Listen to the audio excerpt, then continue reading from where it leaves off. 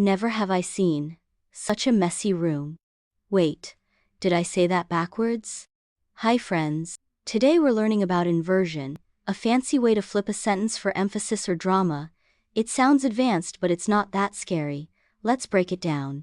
What is inversion? In normal English we say, I have never seen that. But with inversion we say, never have I seen that. Why? To sound more dramatic, formal, or poetic. It usually happens when we start a sentence with negative or limiting words, like never, rarely, seldom, hardly, not only, no sooner.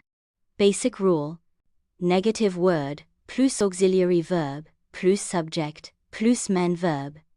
Examples: rarely do we go out on weekdays. Not only did she win, but she also broke a record. No sooner had I sat down than the phone rang. Fun example time. Normal sentence.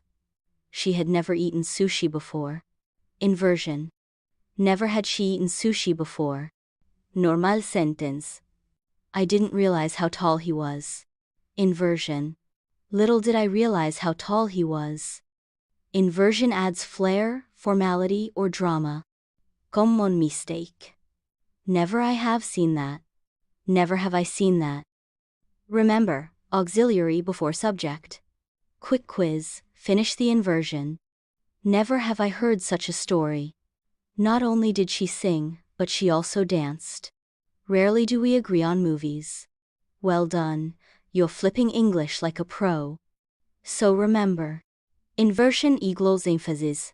Use it after never, rarely, not only, etc.